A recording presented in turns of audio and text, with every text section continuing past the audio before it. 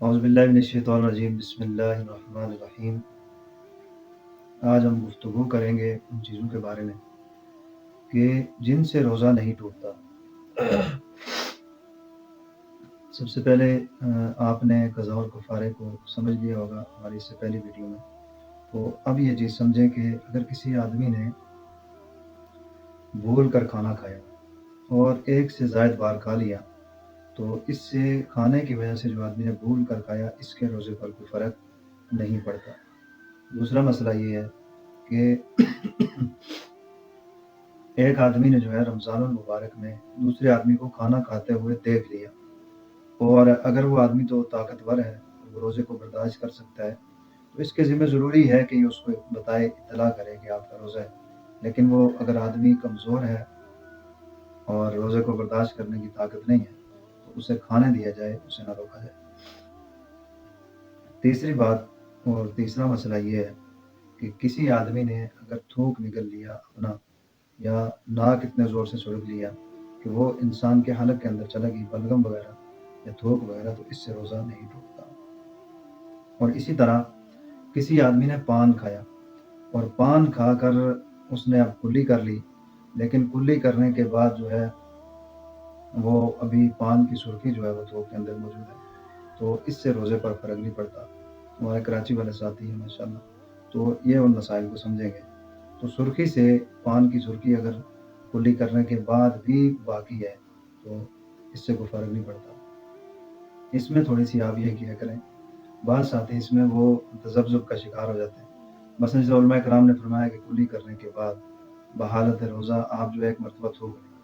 اور بعض احباب جو اتنے اس میں چلے کہ وہ 50 60 مرتبہ تھوک رہے ہیں، لیکن حکم شرعی جتنا بھی ہے تو وہ اسی حد تک آپ اس پر عمل کریں، اس سے زیادہ یا کم کی کوشش نہ فرمائیں۔ تو اسی طرح انسان کی اپنی رال ہو، جس کو انسان کو اگر منہ کے اندر چلے جائے، کوئی اچھی چیز دیکھی تو پانی آ گیا، اب یہ جو رالیں انسان کی ٹپکتی رہتی ہیں، ان سے روزے پر فرق نہیں پڑتا۔ اور اسی طرح اگر خون آ گیا دانتوں سے، تو خون کی مقدار اگر تھوک سے کم ہے اور خون تھوڑا ہے، تھوک زیادہ ہے، اس صورت میں روزہ نہیں ٹوٹے گا۔ لیکن اگر خون کی مقدار زیادہ تھی، تھوک کی مقدار کم تھی، اور ذائقہ بھی حلق میں محسوس ہوا، تو اس صورت میں روزہ ٹوٹ جائے گا۔ اور اسی طرح اگر کسی آدمی نے کوئی چیز چکھ کر جو ہے زبان سے نیچے تھوک دی تو اس سے روزہ مکروہ ہوتا ہے، ایسا نہیں کرنا چاہیے بلا ضرورت۔ لیکن اب عورتیں ہیں، بعض اوقات شوہر جو ہے وہ ایسے بد مزاج ہیں کہ ان کی جو ہے بے عزتی کا خطرہ ہے، تو اس صورت میں جو ہے ان کے لیے گنجائش ہے کہ وہ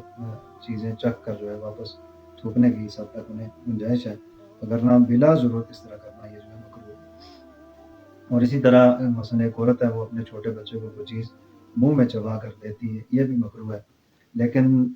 کوئی اور صورت نہ ہو اس کی، تو اس صورت میں گنجائش ہے۔ اکثر ایسی چیزوں کی ضرورت پیش آئے تو ایسے چھوٹے بچے جو نابالغ ہوں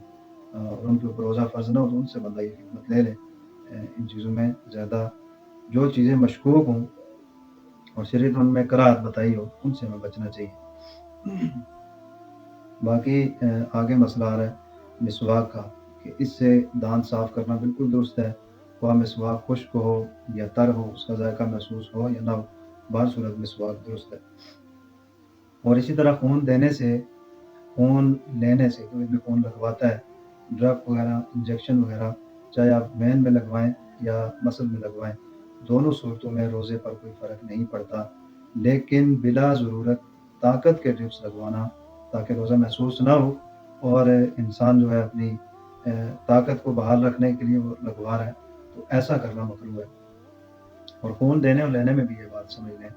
کہ خون دینے سے اگر یہ آدمی اپنے روزے کو بقیہ روزے رمضان کے رکھ سکتا ہے اور اس کے اس روزے پر بھی کوئی جسمانی طور پر اسے کمزوری نہیں ہوتی، تب تو درست ہے۔ لیکن خود اس حالت میں ہے کہ اگر اس کو خون دوسرے آدمی کو دے گا، پھر آگے رمضان مبارک کے روزے رکھنا اس کے لیے مشکل ہو جائیں گے، ایسا نہیں کرنا چاہیے۔ اس طرح کرنے سے جو ہے ایسا کرنا یہ مکروہ عمل ہے، انسان رمضان مبارک میں اگر اس طرح کے اعمال